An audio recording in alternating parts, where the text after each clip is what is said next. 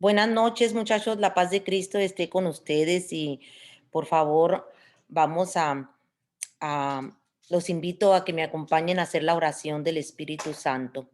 Ven, Espíritu Santo, llena los corazones de tus fieles y enciende en ellos el fuego de tu amor.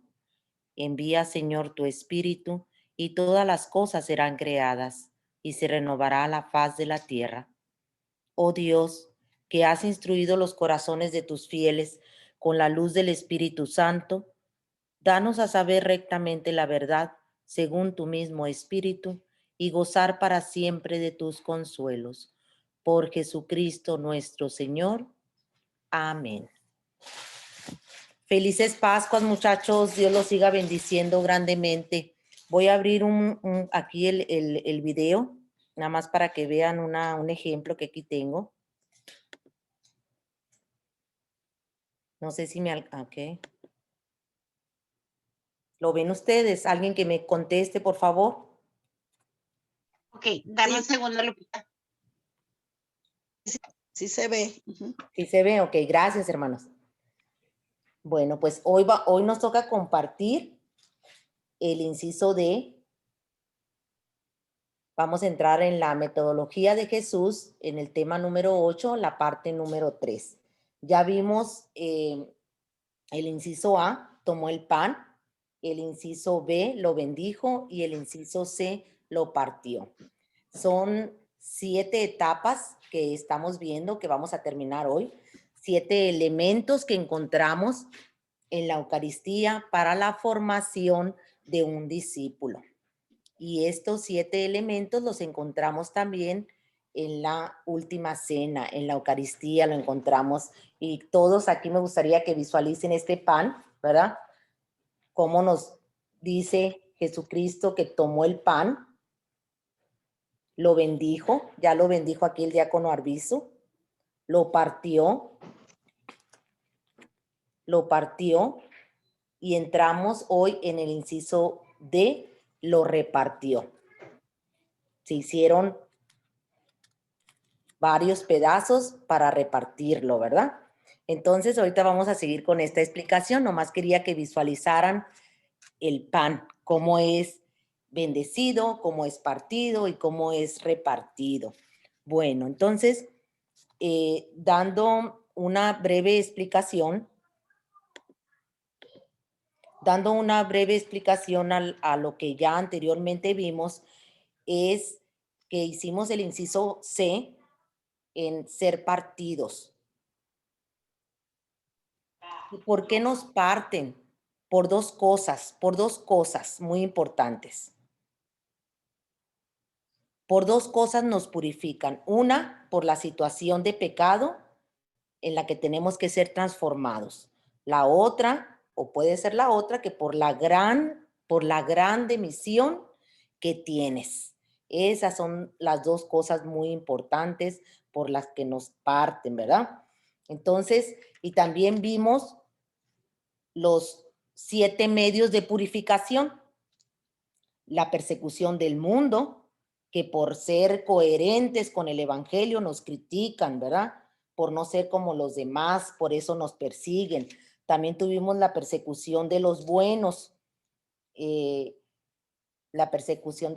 ¿verdad? Que entre paréntesis, que los buenos fueron los que mataron a Jesús, la gente cumplidora, la gente que hacía oración como los escribas y los fariseos, los sumos sacerdotes, esa era la gente buena. Y nosotros lo acabamos de ver ahora en estos días pasados, ¿verdad?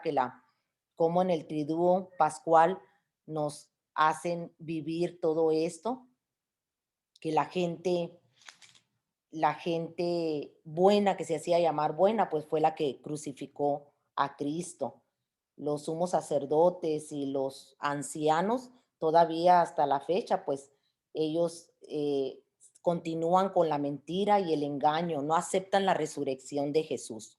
Pero aquí nosotros hoy en este día, ¿verdad? Desde ayer estamos festejando una feliz Pascua, donde nos encontramos aquí nosotros como discípulos de Cristo, con alegría, emocionados de anunciar el evangelio, de tener vida, de ser como las mujeres de hoy que encontraron a Cristo y que anuncian que Él está resucitado, ¿verdad? Que Jesús se les aparece ahora a las mujeres y esas mujeres, ellas viven la Pascua con mucha alegría y es lo que nos están invitando ahora, que vivamos esta Pascua nuevamente con mucha alegría porque Jesús ha resucitado.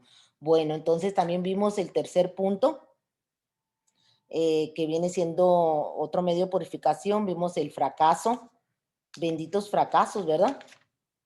Dios no quiere el fracaso, pero permite la caída, o hay veces que fallan todos los recursos humanos y nos dice pues que no trabajemos por el éxito, que trabajemos por el reino. El otro, también tenemos otro medio de purificación, los problemas, las calumnias, el pecado, y el último que vimos, medio de purificación, fue perder ventajas, ¿verdad? Entonces, en estas etapas de purificación que hoy terminamos, eh, de muchas formas, estas etapas nos han ido transformando y nos van a seguir transformando a imagen de Cristo, el Señor, de imagen de nuestro Maestro Jesucristo. Bueno, entonces, seguimos con el siguiente punto. Antes de seguir con los siguientes puntos, me gustaría que anoten que estos 7 elementos los encontramos en Mateo 26, 26, en Marcos 14, 22. Anoten, por favor, en Lucas 22, 19 y siguientes, en Primera de Corintios 11, 23 y siguientes, y Lucas 24, 30 al 32. En estas citas bíblicas encontramos la metodología de Jesús, que viene siendo los 7 elementos que los encontramos en la Eucaristía. Bueno, entonces seguimos adelante con el inciso D, lo repartió, ¿verdad? Y antes de seguir, pues te quiero decir que ya vimos, tomó el pan, lo bendijo, lo partió. Entonces, hoy el discípulo tiene que ser repartido, repartido, repartido si comienzas a los pies del maestro. Repartido, si vas a la choza, ¿se acuerdan que les conté un cuentecito de Noé y Carlos? Que cada quien, ellos cortaban unos árboles, a ver, era una apuesta que hicieron ellos y a ver cuál de los dos era que cortaban más árboles, ¿verdad? Entonces, el que seguía cortando los 20 árboles a diario, era el joven Noé, pero porque él se iba a afilar el hacha. Entonces, ¿para qué? Para después seguir el camino, ¿verdad? Y eso lo llamamos, a nosotros los que estamos aquí, se nos invita a irnos a la choza, a ir a descansar, pero a afilar el hacha para seguir caminando y ser un evangelizador y hacer lo que el maestro hizo, porque el discípulo hace lo del maestro. Por eso somos repartidos. Si partidos significa la purificación, repartidos significa la misión. El discípulo tiene una misión, eso lo encontramos en Mateo 28, 19, donde nos dice, vayan por todo el mundo, vayan y anuncien la buena nueva y serán mis testigos. Somos repartidos. Tanto más partido, más repartidos seremos. En México diríamos, en Hermosillo, de donde soy yo, diríamos, bendita partida que nos dieron, ¿verdad? Porque así, si un pan nada más alcanza para una sola persona, pero si lo partimos varias veces, como ahorita se los enseñé, va a alcanzar para 2, para 3, para 4 personas, para más personas, porque es partido y repartido. O sea que tu misión no tiene límites. Me refiero a llevar el evangelio a tu casa, a tu familia, a tu trabajo, a tu suegra, a tu cuñada, ahí donde el evangelio no ha llegado. Ahí somos llamados a evangelizar, a llevar el evangelio, pero para eso tenemos que ser tú y yo partidos y repartidos. Amén. Seguimos adelante. No le...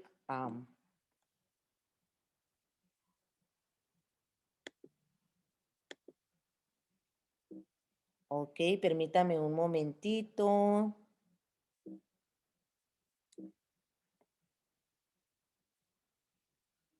No puedo entrar aquí, no puedo bajarle, no puedo... Nomás hazle clic.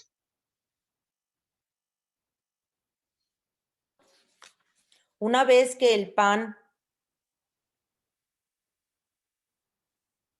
Ok. Una vez que ya están, ¿sí me escuchan? Sí. Ok. Una vez que el pan ha sido tomado en las manos, bendecido y partido, se reparte. No se queda en las manos de Jesús, sino que se da a los demás. No podemos permanecer toda la vida en la cima del Tabor, ni plantar nuestras tiendas para establecernos definitivamente junto a Jesús. Esa lo podemos encontrar, esa cita, eso, perdón, lo que nos dicen lo de cima del Tabor, en la cima del Tabor lo vamos a encontrar en Marcos 9, 2, 13. Es donde es la transfiguración, ¿verdad? Pero es cuando Pedro dice, haremos tres chozas. Quería quedarse muy cómodo y no ser repartido. Por eso nos dice que no podemos permanecer toda la vida en la cima del Tabor, ni plantar nuestras tiendas para establecernos definitivamente junto a Jesús. El Evangelio aclara que Jesús llamó a sus discípulos para que estuvieran con él y luego para enviarlos a evangelizar, para ser testigos de su gloria. El que ha estado al lado de Jesús no permanece inactivo, sino que va en busca de sus hermanos. Cuando Andrés encontró a Jesús en el desierto, lo siguió y se quedó con él toda la tarde y la noche. Pero al amanecer se levantó y fue a buscar a su hermano Simón para llevarlo a Jesús. El signo que nos garantiza que hemos encontrado a Jesús es que vamos a buscar a otros para que también lo conozcan y lo sigan. Quien lo ha descubierto comparte su hallazgo con otros. No puede dejar de hablar de lo que ha visto y oído. Ahora bien, entre más hayamos sido partidos, más repartidos seremos. Entre más hayamos sido purificados, alcanzaremos para más personas. Un pan entero solo puede ser comido por una persona, pero cuando más se parta, tantos más podrán participar de él. Este es el fin de la purificación, la multiplicación. Aquí vemos, ¿verdad? En la filmina, una foto donde está Jesús, donde está Andrés y donde está, aquí encontramos donde está Juan el Bautista. ¿Por qué? Porque aquí hay una escalerita. Andrés, discípulo de Juan, encontró a Jesús por Juan el Bautista. Andrés no se queda ahí, se fue y encontró primero a su hermano Simón y le dijo, hemos encontrado al Mesías. Aquí todo eso lo vamos a encontrar en Juan primero, Juan 1, 40 al 41. Y donde nos dice también en Mateo 28, 19, vayamos convencidos de lo que estamos haciendo. Este es un mandato, ¿verdad? Este es un mandato respaldado por Dios. Vayamos, que estemos convencidos de hacer las cosas.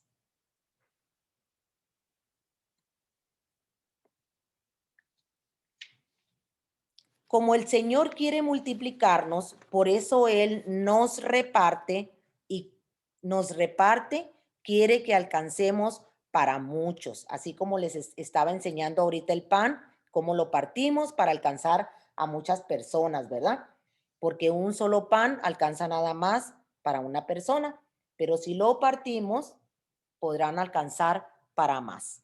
Nosotros aportamos los 5 panes y los 2 peces que tenemos y el Señor se encarga de multiplicarlos. Eso lo encontramos en Marcos 6:41. Él hace el milagro, pero siempre con nuestra colaboración. Nuestra fecundidad no depende de nuestras cualidades, sino que es Dios quien da el crecimiento. A nosotros se nos pide llenar nuestras tinajas con el agua que tenemos. El milagro de la transformación lo realiza Él, pero partiendo de lo que nosotros hemos presentado. Nosotros vamos a hacer pan multiplicado que alimentará y vino nuevo que alegrará el corazón, porque el Señor ha hecho un milagro en y con nosotros. Es donde nos dicen qué es lo que vamos a presentar nosotros, las tinajas de agua, ¿verdad? ¿Para qué? Para que sean llenados esos recipientes, para que sean llenados de agua viva, para seguir adelante nosotros los discípulos.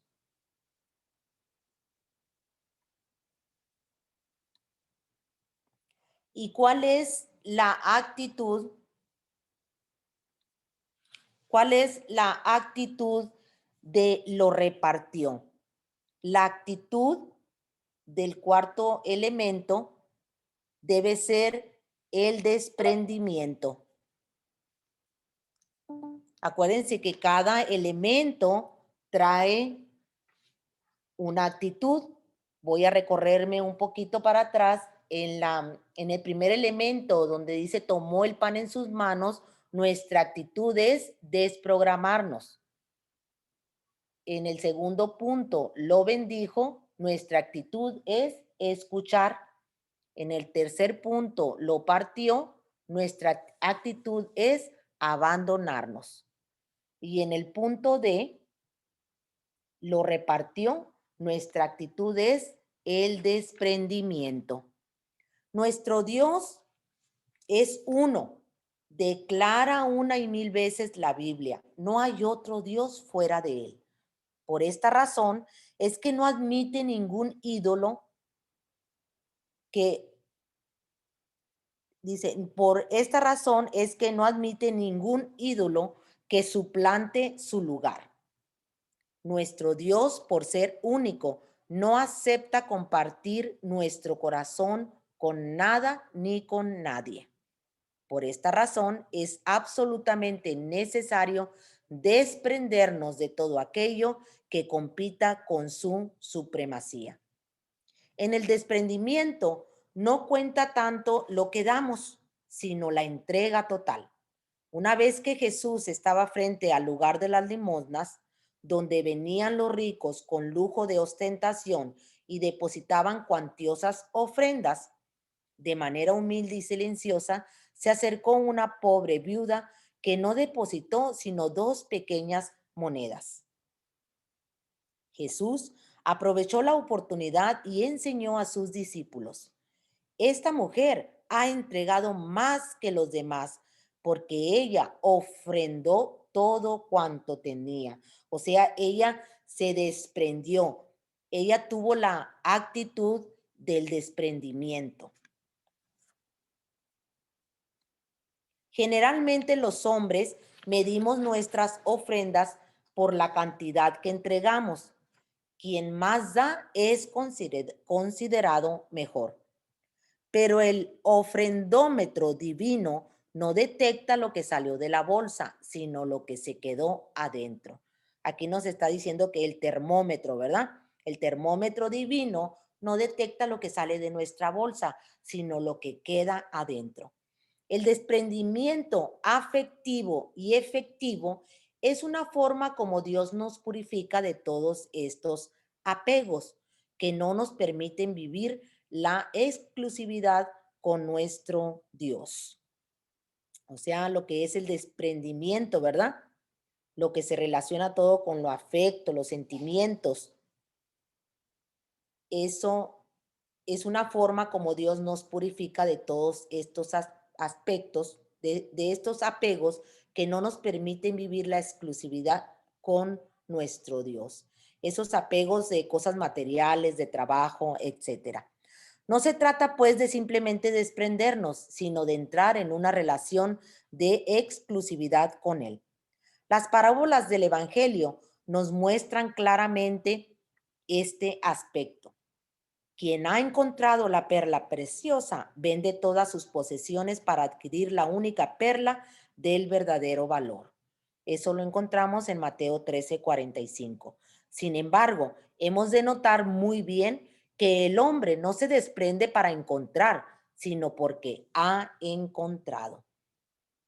Aquí que es el momento que es encontrado la perla, el tesoro, se desprende de todo.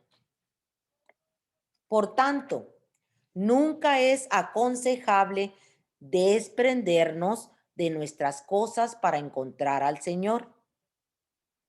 O sea, voy a decir, voy a dejar casa, familia, lujos para encontrar al Señor. No, no, no, no es eso. El proceso es inverso. Quien lo ha descubierto encuentra que todas las cosas palidecen frente a la luz del Señor. Si una noche estamos en un cuarto con la luz encendida, no veremos nada de las lucecitas de las montañas.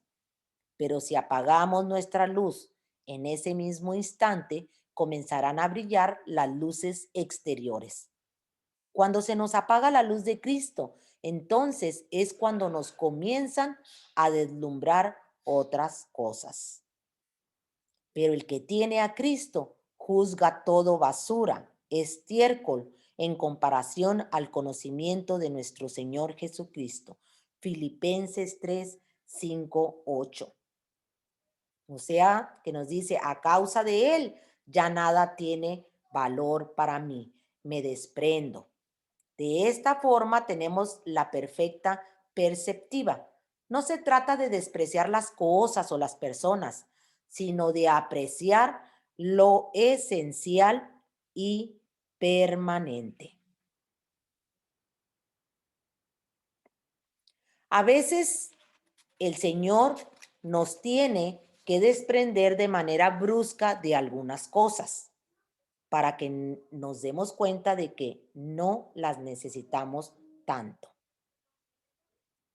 En la historia de la salvación hay destierros que nos desarraigan de todo cuanto somos y tenemos. Son estos desprendimientos los que nos hacen crecer en la libertad y la disponibilidad. Por esta razón que a lo largo de la Biblia Dios siempre pide algún tipo de renuncia. Jacob tiene que dejar su familia y huir lejos de los suyos. José, deportado por sus hermanos, va a un país desconocido. Moisés tiene que renunciar a sus seguidores, a sus seguridades humanas. Elías se va al desierto. El pueblo es desterrado a Babilonia, perdiendo hasta el templo y el culto. Pablo lo pierde todo por Cristo. Si estamos en las manos del Señor y no nos desprendemos de nuestros apegos, entonces el Señor va a recurrir al exilio para que podamos ser verdaderamente suyos. Ahí donde nos dice, entonces el Señor va a recurrir al exilio. Así él recurrió él sacó de la esclavitud a su pueblo, ¿verdad? Los hizo salir de la esclavitud para caminar a la tierra prometida, para que sean verdaderamente sus discípulos. Entonces aquí nos dan varios ejemplos donde dice que Jacob tiene que dejar su familia y huir lejos de ellos.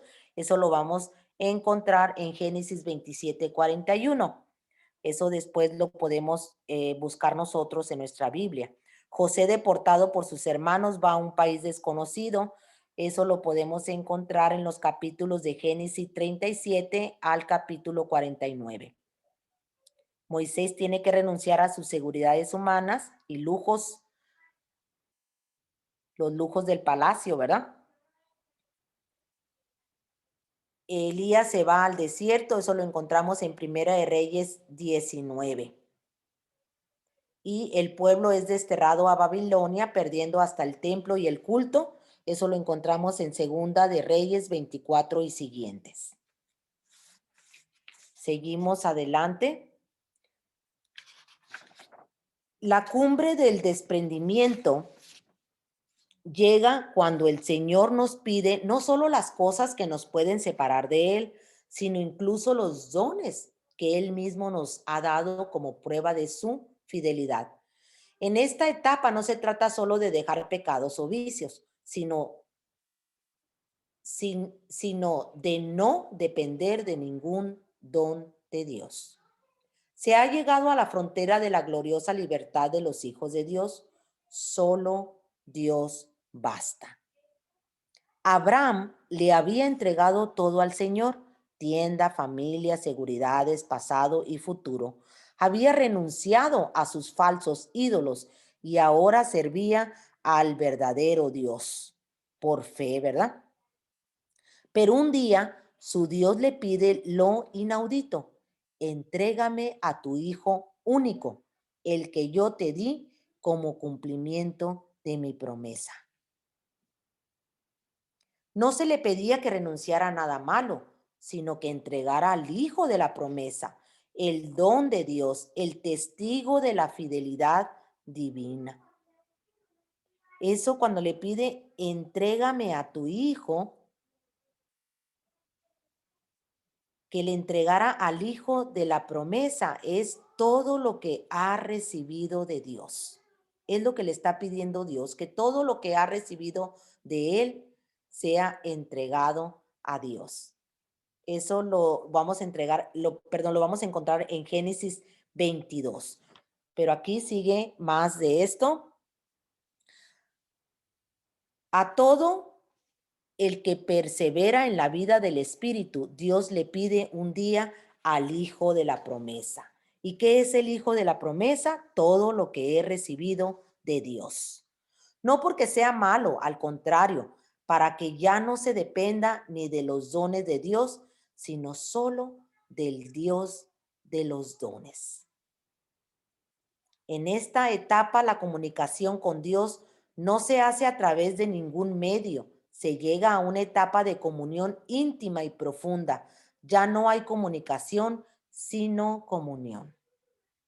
No se depende de ninguna gracia, consolación o recompensa, sino que la relación de fe con Él es lo más importante. Y aquí encontramos, ¿verdad? En esta foto encontramos cuando está Abraham, cuando está con su hijo, y él muy obediente, y aún así con lo que le ha pedido Dios, él está dispuesto a hacerlo, porque le pide al hijo de la promesa, o sea, de todo lo que ha recibido de Dios, él le pide que se lo regrese, ¿verdad? Pero ahí viene el ángel y le dice que no levante ese, ese cuchillo contra su hijo porque él ha sido obediente.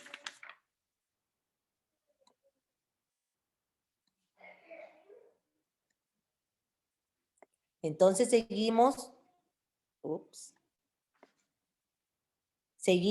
con el elemento, con el quinto elemento. Esto es mi cuerpo. Antes de empezar, recuerden que la actitud de lo repartió es el desprendimiento. Como a lo último nos enseña cómo el padre Abraham pues se desprende, ¿verdad? Él tiene la actitud de desprendimiento de todo lo que le ha dado Dios, hasta su hijo. Él también se estaba desprendiendo de su propio hijo. Pero por su obediencia, Cristo le deja al hijo de la promesa. Seguimos con el quinto elemento, este es mi cuerpo.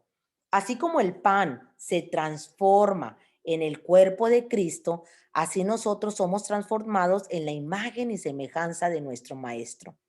La formación de un apóstol no termina sino hasta que Cristo Jesús vive en él y se manifiesta en su forma de vivir. Aquí nos dan un ejemplo. En la ciudad mexicana de Taxco hay muchos artesanos que trabajan la plata de manera muy fina. Cuando uno de estos artistas está haciendo una bandeja de plata, la pule cuidadosamente una y otra vez para que su propia imagen se refleje en el espejo límpido del metal, o sea, en el espejo transparente, claro del metal. Es hasta entonces que se considera terminado su trabajo. De igual manera, sucede en nuestra vida.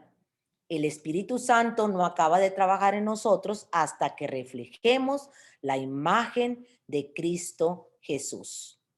Si la meta de un discípulo es configurarse a la imagen de su maestro, nuestro objetivo no puede ser otro para llegar a ser como Jesús, como Pablo, que un día llegó a exclamar: vivo, mas ya no vivo yo, sino que es Cristo quien vive en mí.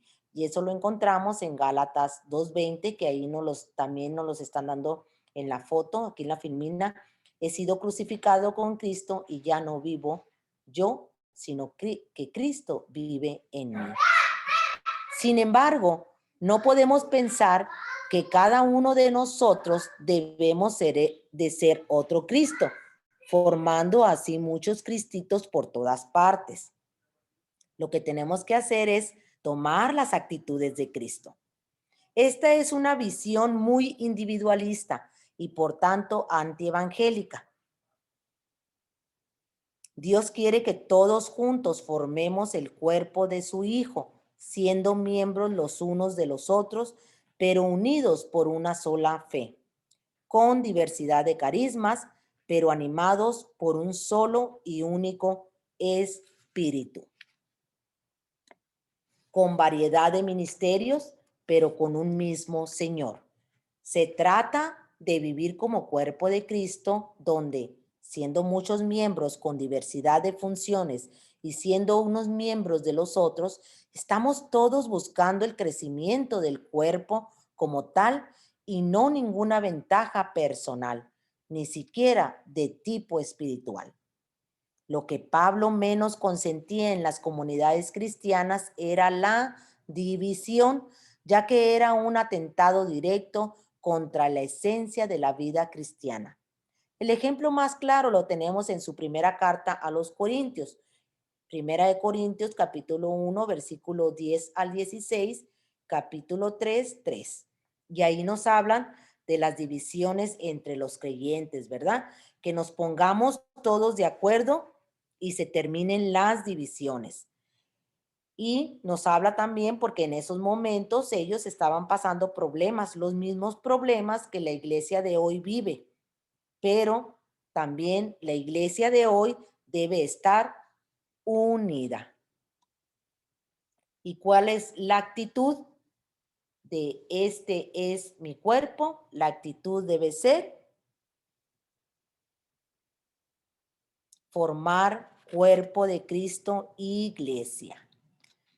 La actitud del quinto elemento viene siendo formar cuerpo de Cristo, iglesia.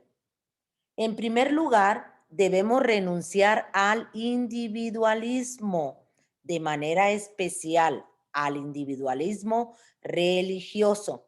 Ser el más grande apóstol, ser el mejor servidor, tener el mejor grupo o ser el más santo. O sea que nosotros debemos desaparecer el yoyito. Esto daña profundamente ya que nos mantiene en una actitud de competencia con todos los demás, perjudicando así la unidad. Somos miembros del cuerpo de Cristo, pero al mismo tiempo miembros los unos de los otros.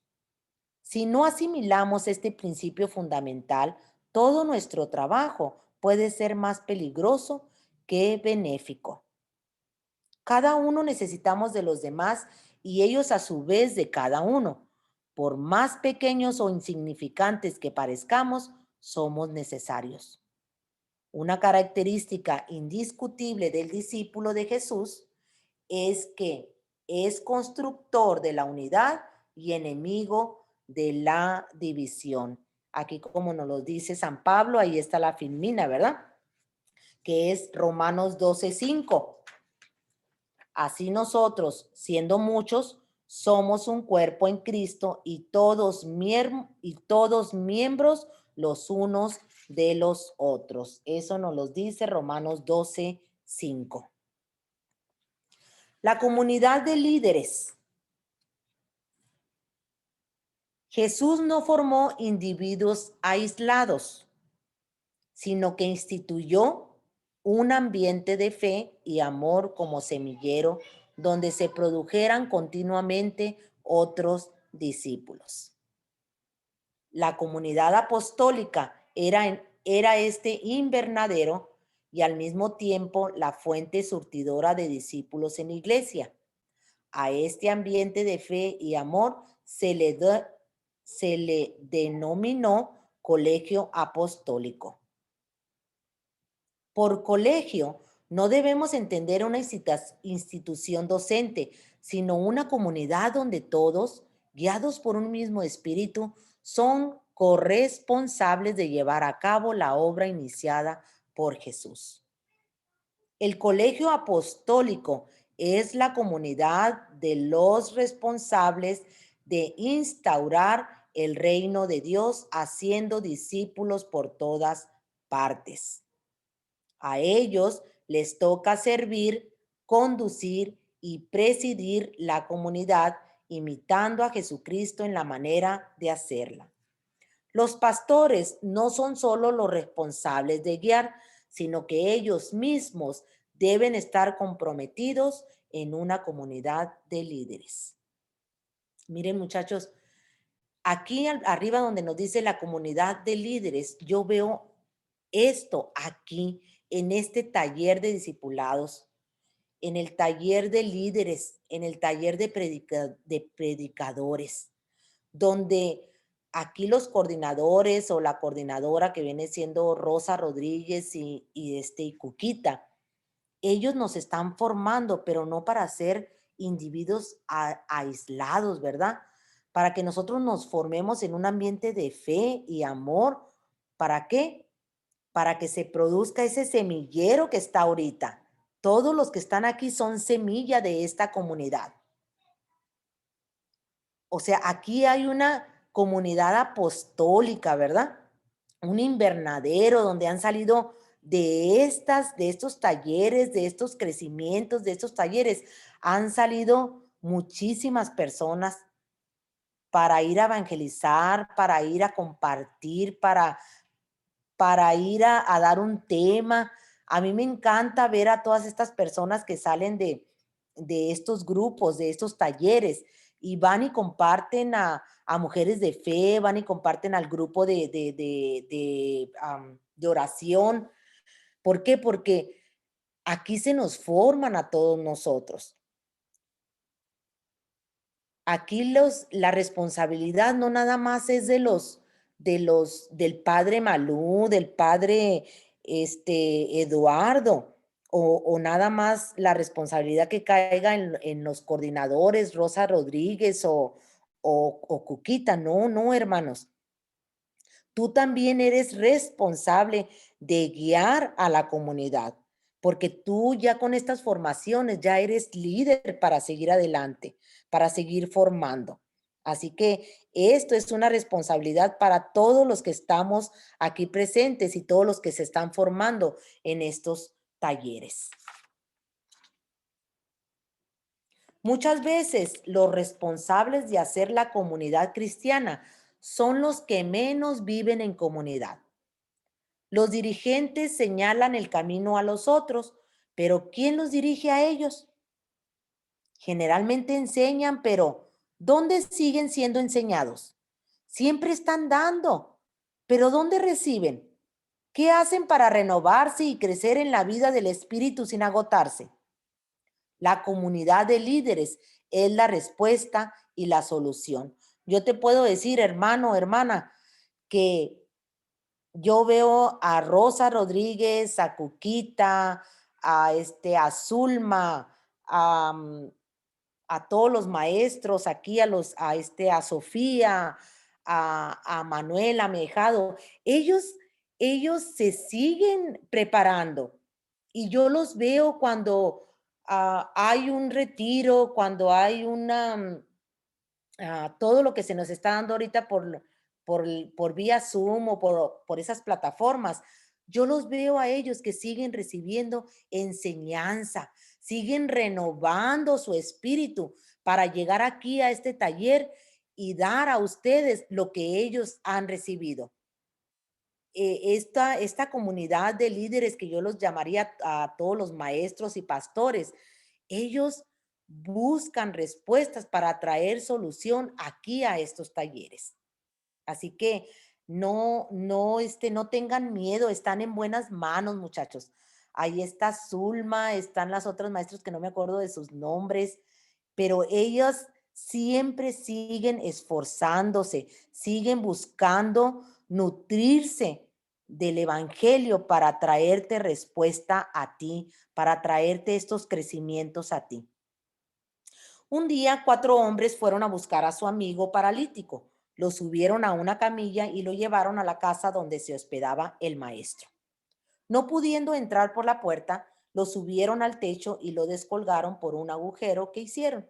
Poco después, el hombre salía cargando él mismo su propia camilla. Ahí pueden ver en la foto, ¿verdad? Cuando estos hombres llevan al paralítico y ya conocen ahí un poco esta historia. Esa la encontramos en Marcos capítulo 2, 1. En este relato tan sencillo, se nos da la pauta de los elementos esenciales de una comunidad, o sea, de una comunidad de líderes. Punto número 1, lugar donde unos necesitan ser ayudados y otros prestan el servicio necesario. Punto número 2, el ambiente de amor, donde los amigos cargan al más necesitado que no puede caminar por sí mismo. Punto número 3, los amigos se comprometen a ir juntos a Jesús, conduciendo al enfermo para que sea sanado por Jesús. El otro punto, dejarse servir por los hermanos. Y el último punto, una vez sano, llevar la camilla de la responsabilidad. Esto es lo que hacen también los hermanos, muchachos, los coordinadores. Son puntos sencillos, ¿verdad? Pero son elementos esenciales de una comunidad de líderes. Para saber si de verdad tenemos comunidad, cada uno debemos responder a estas preguntas. Estas preguntas, muchachos, ustedes las van a responder para ustedes. No abran el micrófono para responder. Eso va a ser interior de ustedes. ¿Existen 4 verdaderos amigos que se han comprometido a soportarme en todo tiempo? ¿Cuento incondicionalmente con 4 a los que yo les importo más que cualquier cosa? Tengo 4 personas que me levantan si caigo, me corrigen si me equivoco y me alientan cuando me desanimo. Tengo 4 confidentes a quienes puedo compartir mis luchas, éxitos, fracasos y tentaciones. Hay 4 con quienes no comparto simplemente un trabajo, sino una vida. Puedo contar con 4 verdaderos amigos que no me abandonarán en los momentos difíciles, pues no me aman por lo que hago, sino por lo que soy. Preguntas que solo tú las podrás contestar. O al contrario, tengo que hacerme las mismas preguntas. Soy incondicional de 4 personas.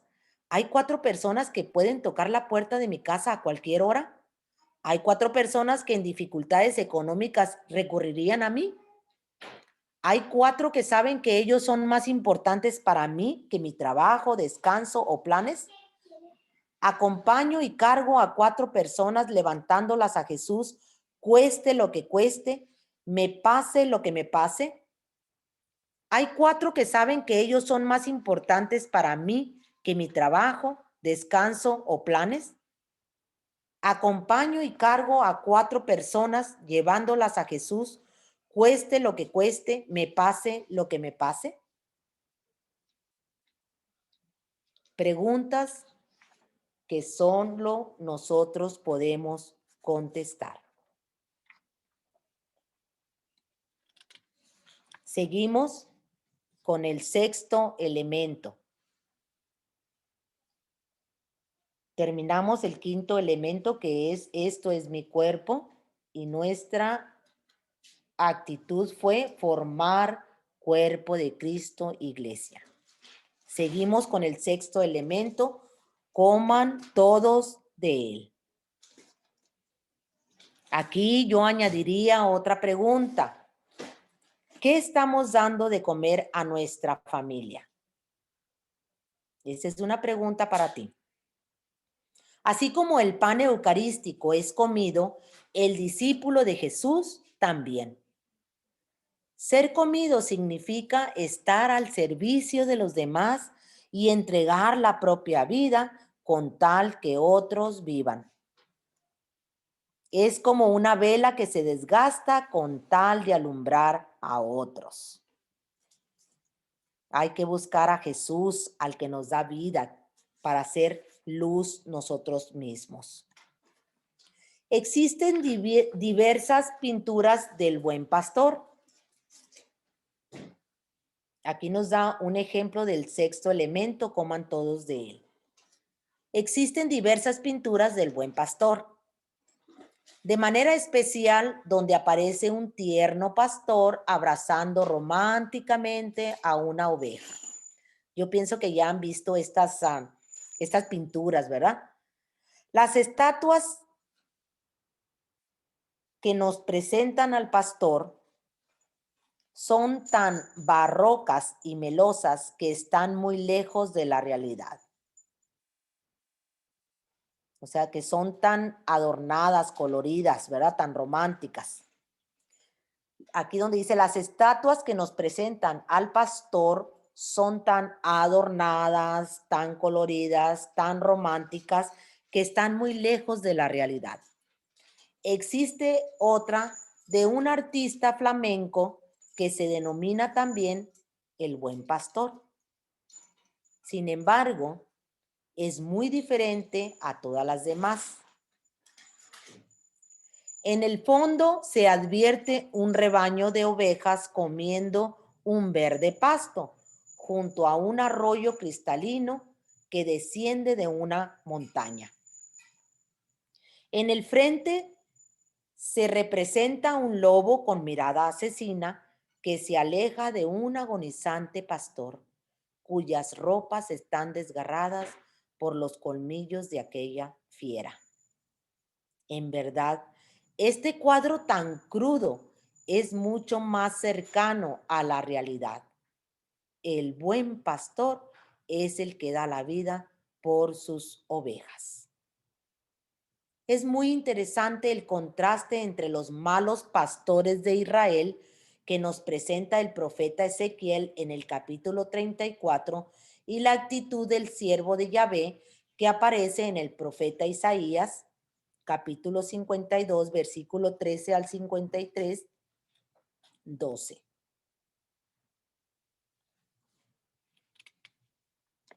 Los malos pastores se aprovechan de las ovejas, beben su leche, se visten de su lana y se comen a la más gorda. El siervo de Yahvé da su vida por los suyos y muere para que otros sean curados y vivan en paz. Un mal pastor siempre busca la ventaja de sus ovejas. Un buen pastor sale perdiendo algo en favor de ellas. Esto es precisamente lo que distingue a uno del otro. El buen pastor se entrega a todos sin preferencias, por el más necesitado, por aquel de quien nada puede recibir a cambio. Los pastores interesados sirven a quienes después les pueden gratificar sus servicios o les pueden retribuir de alguna manera.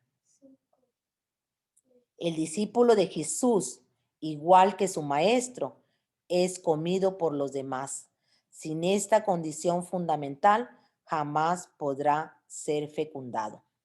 Perdón, estos dos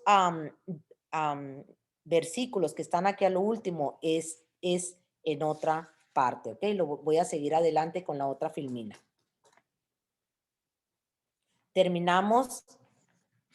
Permítame un momento.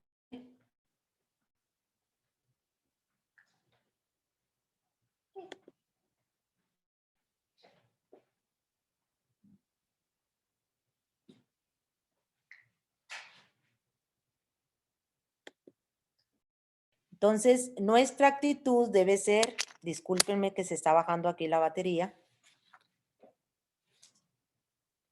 Nuestra actitud, entonces, es cómanme. Esa es la actitud en el elemento número 6, donde dice, coman todos de él. Nuestra actitud es, cómanme. Nuestra actitud debe ser, cómanme. El verdadero apóstol es trigo que muere para dar fruto. Su felicidad no la cimienta en mandar u organizar, sino en desaparecer en el tiempo oportuno. Sabe que un día va a morir, por eso prefiere irse entregando como alimento de forma que produzca vida. Esto nos exige actitudes concretas. Dejar de pensar que un apóstol es el que manda. Por el contrario, es el que muere para que otros vivan. Dejar de considerar los beneficios que supuestamente merecemos y renunciar a todo, excepto a entregarnos en favor de los otros. Dejar de centrarnos en nuestros privilegios y comenzar a servir a todos, especialmente a los más necesitados. Ser comido. Ok. Disculpen otra vez, no puedo regresar aquí permítame un momentito. Se me mueve aquí la computadora. Ok, seguimos adelante. Ser comido significa estar a la entera disposición de quien nos necesite. Así como le hemos dado un sí incondicional al Señor, dárselo a todo su cuerpo, a nuestros hermanos y decirles, aquí estoy, hagan de mí lo que quieran. Lo único que yo quiero es lavarle los pies. Ser comidos significa también renunciar a todo tipo de beneficio personal con tal que los demás sean edificados en la fe y el amor. San Pablo afirma que quien sirve al altar tiene derecho a vivir del altar. Sin embargo, el buen pastor es capaz de renunciar a las ventajas que ofrece el Evangelio. San Pablo afirma que él tiene derecho, como los demás apóstoles, a llevar una mujer creyente en sus viajes misioneros. Sin embargo, prefiere renunciar a ello con tal de no ser mal interpretado por nadie. Aquí donde nos dice que San Pablo afirma que quien sirve al altar tiene derecho a vivir del altar. Sin embargo, el buen pastor es capaz de renunciar a las ventajas que ofrece el Evangelio, que eso lo encontramos en 1 Corintios 9:13, ¿verdad? Eso ya lo vimos en el séptimo medio de purificación, es perder las ventajas o derechos que otorga el ministerio, donde nos dice que algunos justifican sus riquezas como premio a su servicio y entrega al Señor. Y la vez pasada nos dieron un ejemplo del predicador bien vestido, ¿verdad? Que decía que que como embajador de Cristo tenía que ser él estar bien vestido, traer un reloj así de marca y que su condición económica tenía que ser muy sólida. Así que tenemos que tener cuidado con eso, ¿verdad? Ya nos explicaron la semana pasada de que el buen pastor es capaz de renunciar a las ventajas que ofrece el evangelio. Otra vez me vuelve. San Pablo, en otras ocasiones, teniendo derecho a vivir de los bienes materiales de aquellos con quienes él ha compartido beneficios espirituales, prefiere trabajar con sus propias manos para no ser motivo de carga, ya que él es quien debe soportar a los demás. En vez de recibir, da. Se entrega como alimento a todos. Dejarse comer significa no ser servido, sino estar al servicio de las demás como nuestro Maestro que vino a dar su vida por nosotros. Entonces, terminamos el elemento coman todos de él, que nuestra actitud debe ser cómanme. Seguimos con el séptimo elemento y el último. Es séptimo elemento que también lo encontramos en la Eucaristía, viene siendo hagan esto en memoria mía. Y eso pues lo encontramos también, ¿verdad? Hagan esto en memoria mía. Hagan también ustedes lo que yo hice en el rito eucarístico. Cuando termina con la invitación, vayan en paz a servir a Dios y a sus hermanos. Ahí es cuando es el hagan esto también en memoria mía. Porque en Juan 13 nos dice, en Juan 13, 12, 15, lo que yo hice con ustedes, yo les lavé los pies a ustedes, lávense los pies los unos a los otros, háganlo con humildad, ¿verdad? Hacer discípulos, formar discípulos. Y ese es empezamos con una pregunta para ti. ¿Cuántos discípulos míos hiciste? Eso es lo que nos pueden preguntar aquí.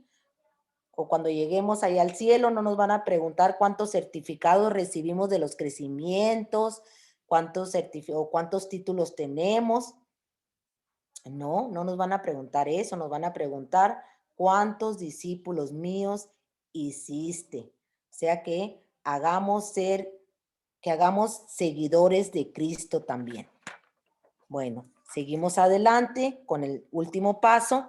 El último paso en la formación de un discípulo es reproducir con fidelidad lo mismo que su maestro hizo. O sea, primero discípulos y después misioneros, lo que ya nos han explicado anteriormente. Como primeramente debemos entender esta palabra es en voz pasiva. Dejarnos hacer por el maestro, consentir en que él nos lleve por este proceso que nos transforma en discípulo a su imagen y semejanza. Ya nos hablaron también anteriormente de la información y formación, que es igual a la transformación.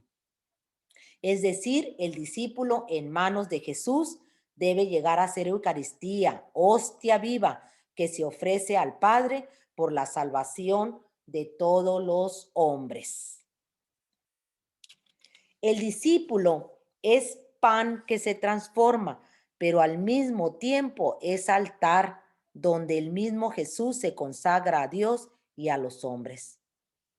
En segundo lugar, el Señor nos quiere decir, repitan también ustedes este mismo proceso para formar discípulos. No hay otro camino.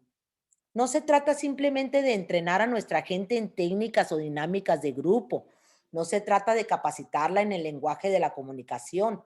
Su vida tiene que ser Eucaristía. De otro modo, no pueden llegar a ser discípulos. Id pues y hacer discípulos a todas las gentes, bautizándolas en el nombre del Padre, del Hijo, del Espíritu Santo. Amén. Mateo 28, 19. Yo los formo y los transformo. Jesús nos envió a enseñar todo lo que nos había mandado. Pues bien, El concentrado de su programa de vida lo encontramos sintetizado en la Eucaristía. Lo que debemos enseñar a otros es hacer Eucaristía, en quienes se repite el mismo proceso por el que Jesús pasó. La sabiduría de un formador de discípulos está en conocer este camino y recorrerlo junto con los que está troquelando como discípulos. Y recorrerlo junto con los que está formando correctamente como discípulos. Lo vuelvo a leer. La sabiduría de un formador de discípulos está en conocer este camino y recorrerlo junto con los que está formando correctamente como discípulos. Cuando se llega, aquí nos da un ejemplo, me encanta. Cuando se llega a la Basílica de San Pedro, en Roma nos reciben 3 hileras de columnas ideadas por Bernini. O sea, él fue un escultor, un pintor que trabajó mucho tiempo en Roma. Estas columnas ideadas por Bernini, que son como brazos abiertos que nos dan la bienvenida. A la sombra de la impotente cúpula de la basílica y frente a la majestuosa portada, nos encontramos a 2 guardianes sobre sendos pedestales. Son los pilares de la Iglesia de Jesús. El primero con unas llaves en la mano, el otro con la espada de la palabra y el libro con sus epístolas. Todo mundo los identifica inmediatamente, Pedro y Pablo, columnas firmes de la fe en la Iglesia de Jesús. Sin embargo, atrás de Pedro, príncipe de la Iglesia, está su hermano Andrés, quien lo llamó y lo llevó hacia Jesús. Sin este gesto fraternal, hoy día el pedestal de la Iglesia estaría vacante. Atrás del apóstol de los gentiles está Ananías, aquel humilde discípulo de Jesús que se atrevió a orar por el perseguidor, sanarlo y llenarlo del Espíritu Santo. Si Ananías no hubiera cumplido con su misión, hoy día no podríamos leer ninguna de las hermosas epístolas del incansable peregrino del Evangelio. Sin Andrés no hay Pedro. Sin Ananías no existe Pablo. I didn't understand that.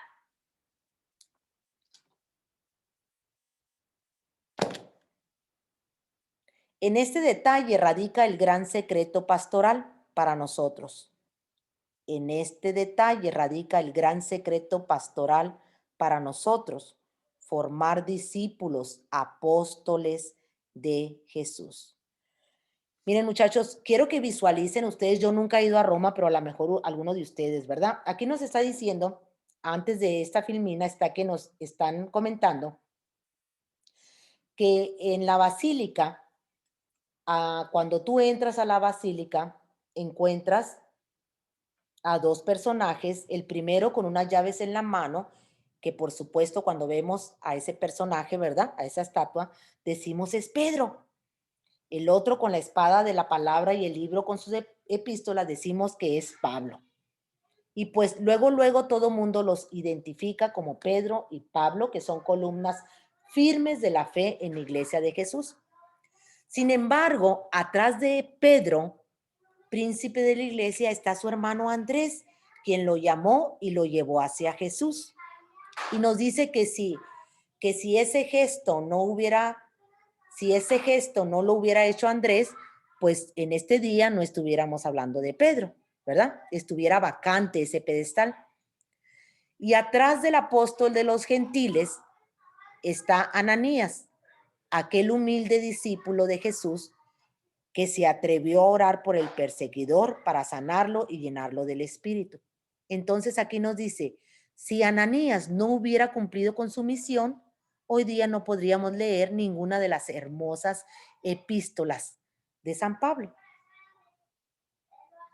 Y sin Andrés no hay Pedro.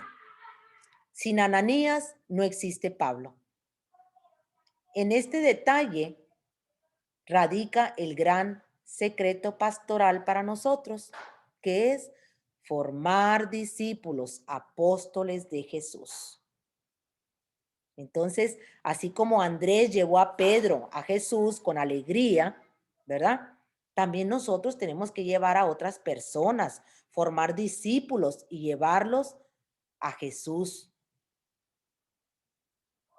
Aquí hay un ejemplo que ya lo he compartido y no quiero que lo tomes que soy arrogante. No quiero que lo tomes yo, la Lupita, sino que lo saco como este ejemplo que nos están dando aquí. Te voy a decir algo que a lo mejor no te agrade, pero lo voy a comparar con lo que dice: sin Ananías no existe Pablo. Sin Lupita no existe Diácono Arvizo. Miren, muchachos, cuando yo vi que ordenaban a mi esposo como diácono permanente, dije, a este lo traje yo. Porque si yo no cumplo mi misión, no hubiera diácono Arvizo. Y no lo quiero que lo tomes a mal, te lo estoy diciendo como un ejemplo que está aquí.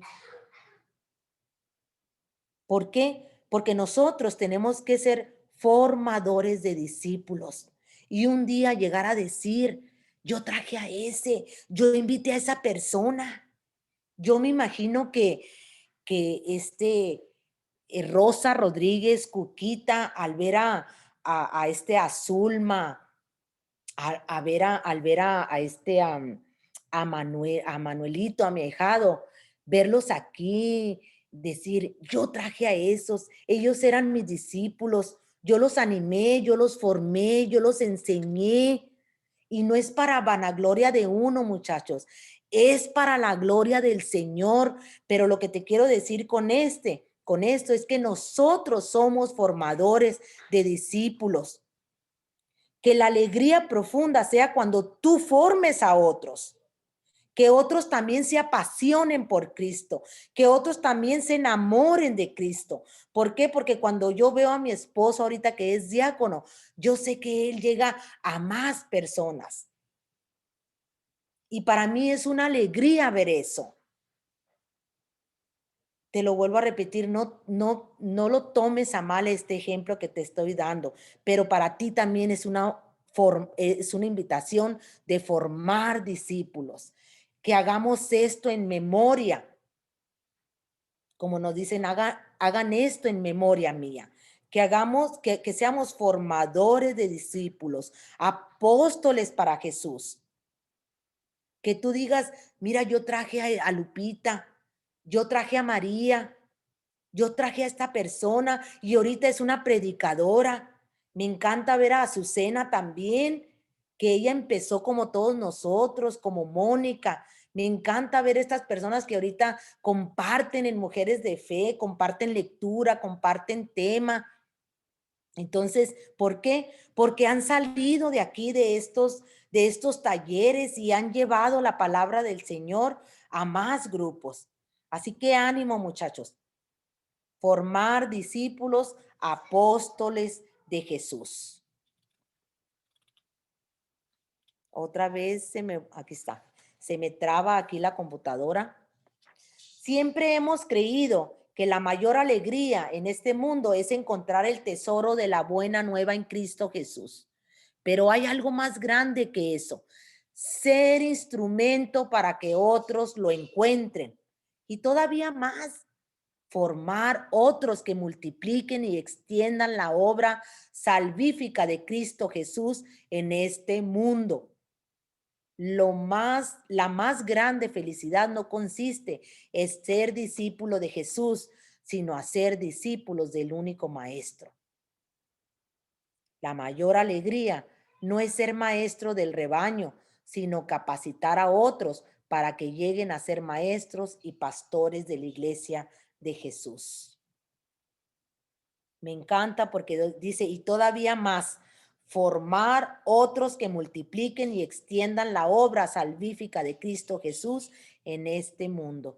Felicitaciones a todos los que están haciendo esta multiplicación y extenderse la obra salvífica de Cristo Jesús en estos talleres de discipulado, en estos talleres de predicadores, de líderes. Que el Señor los siga bendiciendo grandemente. ¿Y cuál debe ser nuestra actitud? Formar discípulos. Miren, muchachos, lo que acabo de compartir con ustedes aquí con mi esposo, donde les dije, sin Lupita no existe diácono.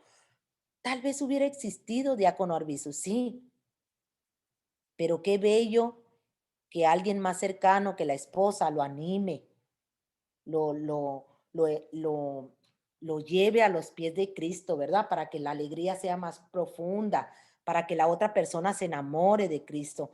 En esta formación de diaconado hay también laicos comprometidos. Yo renuncié a ser laico comprometido. ¿Para qué? Para estar apoyando a mi esposo, para que él fuera formado. Entonces, esa es la actitud a la que nos invitan a nosotros. Debe ser formar discípulos. Como respuesta a esta confianza que el Señor ha depositado en nosotros, no tenemos sino que tomar una opción preferencial en nuestro trabajo apostólico.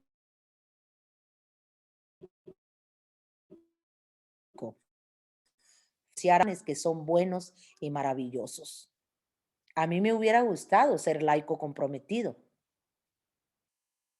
pero tuve que renunciar. ¿Para qué? Para que el plan de Dios se cumpliera en mi esposo Ignacio, ser diácono. Entonces, eso no es para vanagloriarme, es para la gloria del Señor.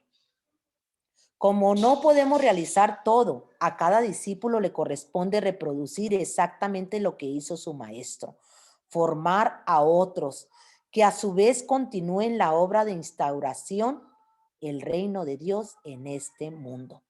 Se trata de tomar una decisión que va a cambiar nuestra vida y la de otros muchos. Esta decisión va a cristalizar en un proyecto de vida en el que lo único importante será ser facilitador para que el Espíritu Santo vaya reproduciendo la imagen de Jesús en todos aquellos que proclaman su nombre. El ejemplo más preclaro, o sea, el ejemplo más digno de admiración de un verdadero discípulo es María de Nazaret. Ella escucha la palabra y la cree inmediatamente para enseguida ponerla en práctica y así ser capaz de dar esa palabra al mundo. Pasó 30 años en su escuela asimilando y profundizando cada palabra de su Señor y Maestro. Guardaba toda actitud de su Hijo en el secreto de su corazón. Por eso, nadie como ella pudo dejar un testamento para todo discípulo de Jesús. Hagan todo lo que Él les diga. Eso lo encontramos en Juan 2:4, en las bodas de Caná. Conclusión. La Eucaristía no es solo una celebración, sino una vida que se plasma en cada discípulo del Maestro. Cada discípulo debe ser Eucaristía, unida a la única víctima de suave aroma que se ha ofrecido por la salvación de todos los hombres. Este es el programa de vida y el itinerario por el cual transita un discípulo que está llegando a ser como su maestro. O sea que este es el itinerario del discípulo en la fracción del pan. Pues aquí terminamos. Nada más quiero recordarte que en el tema número 8, la tercera parte, en el tema número 8 ya en general, es en los 7 elementos, en el inciso A, tomó el pan y nuestra actitud es desprogramarnos. En el inciso B, lo bendijo. Nuestra actitud es escuchar. En el inciso C, lo partió. Nuestra actitud es abandonarnos. En el inciso D, lo repartió. Nuestra actitud es el desprendimiento. En el inciso E, este es mi cuerpo. Nuestra actitud es formar cuerpo de Cristo, iglesia. En el inciso F, coman todos de él. Nuestra actitud es cómanme. Inciso G, hagan esto en memoria mía. Nuestra actitud es formar discípulos. Adelante, muchachos. Esto es la formación, los 7 elementos que encontramos aquí es para la formación de un discípulo. Gracias y que Dios los bendiga. Adelante, Rosy.